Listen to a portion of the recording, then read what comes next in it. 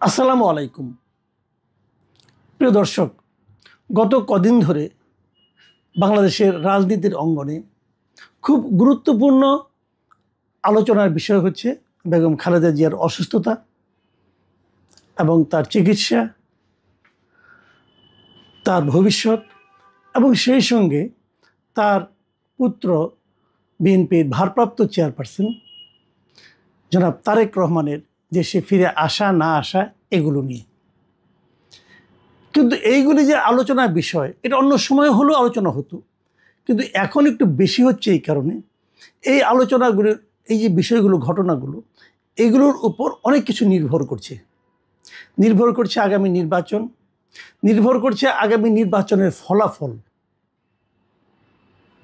এবং এই ফলাফলের এই জায়গাটাতে এসেই আমি বিএনপির রাজনীতির কিছু বিষয় নিয়ে একটু কথা বলতে চাই। আমি না আসলে বিএনপির রাজনীতিটা ভালো বুঝি না এই কারণে বিএনপির রাজনীতির পেছনে আসলে কারা আছেন, তাদের প্রজ্ঞা, তাদের মেধা, তাদের আপনার বাস্তবসম্মত যে সিদ্ধান্তগুলো, এগুলো কতটুকু কার্যকর হচ্ছে এটা আমার কাছে ক্লিয়ার না। আমি কয়েকটা কথা বলি আপনাদেরকে। প্রথমত হলো, আপনারা নিশ্চয়ই দেখেছেন, এর মধ্যে জেনেছেনও যে জনাব তারেক রহমানের নাম ভোটার তালিকায় নাই। এখন যদি ওনার নাম ভোটার তালিকায় না থাকে, উনি নির্বাচন কিভাবে করবেন? কিন্তু ওনার নাম কিন্তু প্রাথমিকভাবে নির্বাচনের একটা এলাকায় ঘোষণা করা হয়েছে, উনি বগুড়া এক জায়গা থেকে দাঁড়াবেন, ওনার পিতার যে জন্মভূমি সেখান থেকে উনি দাঁড়াবেন, এটা মোটামুটি ঘোষিত, সবাই জানেন। উনি কিভাবে দাঁড়াবেন? উনি তো ভোটারই না। তো যে লোকটা ভোটার না, তার নামটা কেন এখানে প্রচার করা হলো, কেন এখানে দেখানো হলো, কেন? এরই মধ্যে আমাদের কিন্তু চূড়ান্ত ভোটার তালিকা প্রকাশ করা হয়ে গেছে। এখন হয়তো আপনি বলবেন, না ওনারটা বিশেষ বিবেচনায় ভোটার পরে করা হবে। হ্যাঁ, করা হবে, আমি মেনে নিতে রাজি আছি। তারেক রহমান বলে কথা, উনি যে কোনো সময় চাইলেই ভোটার হতে পারবেন, হয়তো দেশের বৃহত্তম দলের লোক হিসেবে, দলের প্রধান হিসেবে ভোটার হবেন। কিন্তু আমার প্রশ্ন হলো, আপনি কেন এই বিশেষ সুযোগটা নেবেন? আপনি যদি আগে ভোটার হতেন, কোনো সমস্যা হতো? আপনি কি ভোটার হতে পারতেন না এর মধ্যে? এই যে গত একটা বছর গেল, এবং বিদেশেও ভোটার হওয়া যায়। আপনি দূতাবাসে যে, লন্ডনে যে আপনি ভোটার হতে পারতেন। হয়তো এটা আপনি সরাসরি হয়তো বলবেন যে এটা আমার সিদ্ধান্ত না, আমার দলের অন্যান্যরা সবাই মিলে নিয়ে। হ্যাঁ, তারা কি করলো? তারা করেনটা কি? এই যে ওনার সঙ্গে যারা থাকেন, তারা কেন এতদিনও তারেক রহমানকে ভোটার করলেন না? আচ্ছা, এটা কি এমন কিছু যে ভোটার আমি হব কি হব না আরেকটু দেখে নেই? আপনি কি দেখবেন ভাই?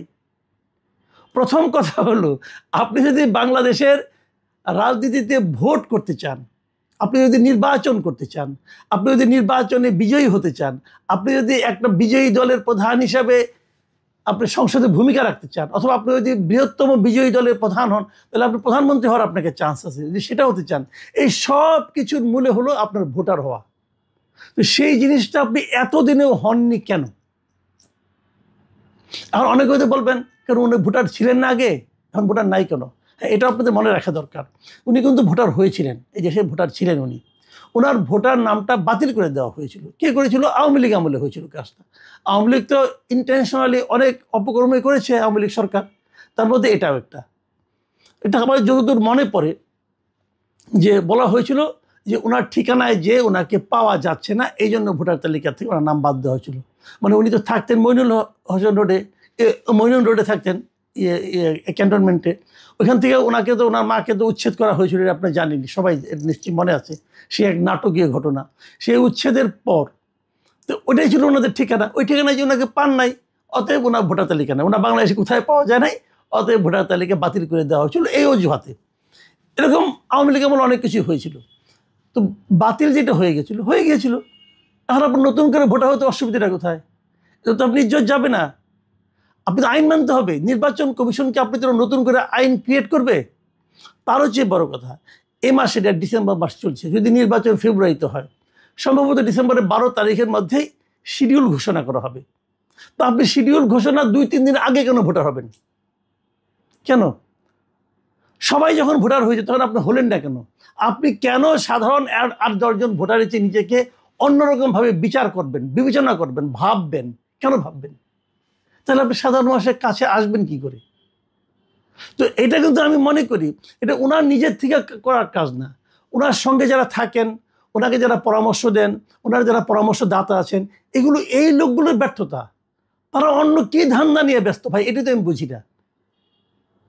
ধান্দার কিন্তু শেষ নাই, অনেক ধান্দার খবর আমরা পাই ভাই, এগুলো বলবো একে একে, আর কটা দিন যাক। কে যে কি করে বেড়াচ্ছেন সবই জানি আমরা। তো তারা কি করেন, লন্ডনে গেলে ওনার সঙ্গে দেখা করতে গেলে কত নজরানা দিতে হয়, কাকে কত দিতে হয়, সেগুলোর হিসাব তো আমরা পাই। তো এইভাবে যদি চলে তাহলে রাজনীতি কিভাবে হবে? এইগুলো একটা প্রসঙ্গ। দ্বিতীয় প্রসঙ্গ হচ্ছে যে উনি যে আসছেন না, এটা নিয়ে কিন্তু নানা আলোচনা হচ্ছে, আলোচনার সামনে আরও হবে, আরও হবে। কিন্তু একটা কথা ভাবুন আপনারা, যে ওনার মা মৃত্যু শয্যায়, এই সময় উনি আসছেন না। আমাদের দেশে কি হয় দেখবেন, অনেক সময় বিদেশে থাকে, তারপরে শুনে দেশে তার মা অসুস্থ, বাবা অসুস্থ, মৃত্যু শয্যায়, অত বড় লোকও না, কিন্তু তারপরে কিন্তু তাড়াহুড়া কিন্তু চলে আসে। আসার পরে দেখা যায় হয়তো উনি আসতে আসতে মা মারা গেছে।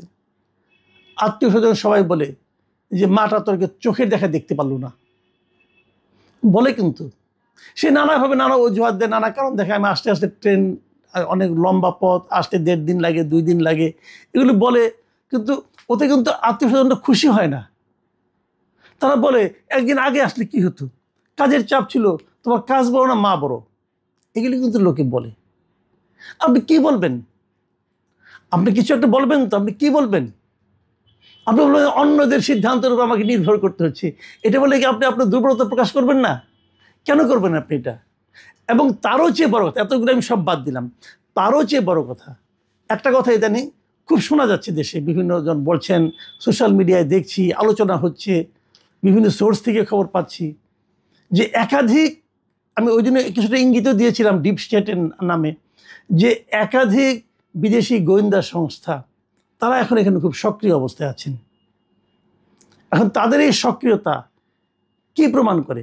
তাদের এই সক্রিয়তা কি তারেক রহমানের বাংলাদেশে আগমনটাকে ঝুঁকির মধ্যে ফেলে দিচ্ছে?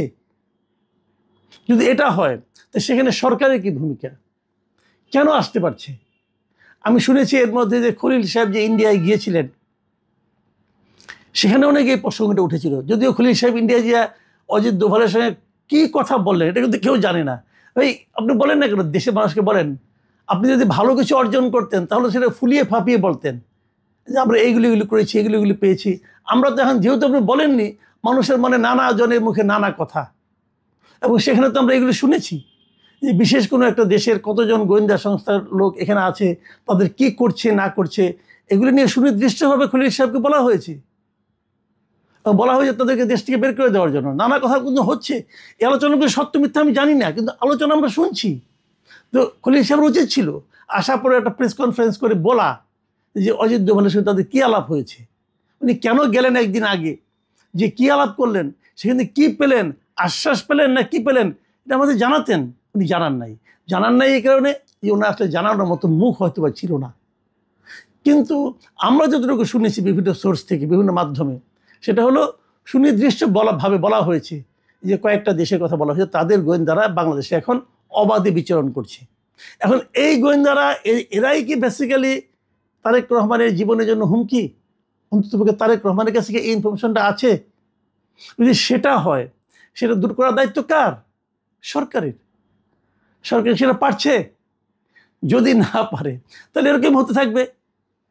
তো এখানে দুটো পার্ট। কিন্তু আবার আরেকটা কথা মাংস উঠে, অনেকে বলে যে ধরা যাক তারেক রহমান সাহেব ঠিক সময় আসলেন না, আসতে পারলেন না, অথবা আস্তে আস্তে অনেক কিছু ঘটে গেল, আল্লাহ না করুক, কিন্তু ঘটে গেল, ধরা যাক, লাভটা হবে কার? সিম্পলি কথাটা ভাবেন যে অপরাধ বিজ্ঞানে কি বলে, যখন কোনো একটা অঘটন ঘটে, অঘটনের পেছনে কে, যদি সেটা তোমরা খুঁজতে চাও, তাহলে প্রথম দেখবা যে এই অঘটনের ফলে লাভ হলো কার, মানে বেনিফিশিয়ারি কে। যিনি বেনিফিশিয়ারি তার দিকে প্রথম সন্দেহের চোখে তাকাও। তো তারেক রহমান যদি ঠিকঠাক মতো না আসতে পারেন তাহলে কি হবে? দেশে ওনার ইমেজ ক্ষতিগ্রস্ত হবে, বিএনপির ইমেজ ক্ষতিগ্রস্ত হবে, বিএনপির ভোট কিছুটা কমবে। লাভ হবে কার? লাভ কি কোনো পলিটিক্যাল পার্টির হবে? লাভ কি কোনো ব্যক্তির হবে? লাভ কার হবে? আপনারা ভাবুন। আমি কয়েকদিন আগে কিন্তু বলেছিলাম যে আবার -2 চলছে কিনা। সেটা নিয়েও একবার ভাবুন, লাভ হবে কার? সেই -2 ওই প্রজেক্ট ওটা কি আরও দৃঢ় হবে? এরকম নানা আলোচনা এখন হচ্ছে। হয়তো আলোচনা কিছুই হতো না যদি উনি চলে আসতেন, উনি অবস্থান নিতেন, অনেক কিছু হয়তো হতো না, অথবা অনেক কিছু হতো। কিন্তু এখন যেটা হয়েছে যে অনিশ্চয়তার কারণে, স্পষ্ট করে কিছু না বলার কারণে, স্পষ্ট করে কিছু না ঘটার কারণে আমাদের মতো সাধারণ মানুষ যারা আছেন তাদের মধ্যে নানা রকমের সন্দেহ, নানা রকমের চিন্তা ঘুরপাক খাচ্ছে। এবং এই চিন্তাগুলো সাধারণ মানুষের মধ্যে আলোচনা হচ্ছে। এই আলোচনাগুলো যতদিন দূর না হবে ততদিন পর্যন্ত কিন্তু দেশে একটা স্বাভাবিক অবস্থা আসবে না। অনেকে বলতে শুনছি, অনেকে বলছেন নির্বাচন হবে না, এবং দায়িত্ব নিয়ে বলছেন নির্বাচন ফেব্রুয়ারিতে হবে না। এটাই আমাদের শুনতে হবে কেন? সরকার দৃঢ়ভাবে বলছে নির্বাচন হবে, ইলেকশন কমিশন শিডিউল ঘোষণা করছে নির্বাচন হবে। আমাকে বিএনপিরাও কেন বলছিলেন যে ভোটারের হওয়া যাবে, কোনো সমস্যা নেই, নির্বাচন তার ফেব্রুয়ারিতে হচ্ছে না। তো এই ধরনের কথা যদি আমাদের শুনতে হয় সেটা তো ভালো কথা না। তো আমি মনে করি এগুলো নিয়ে আলোচনা হওয়া উচিত, এগুলো নিয়ে কথা হওয়া উচিত, এগুলো নিয়ে দলগুলো সবার চিন্তা করা উচিত, বিএনপির তো চিন্তা করাই উচিত। প্রিয় দর্শক, এখন এ পর্যন্তই। আল্লাহ হাফিজ।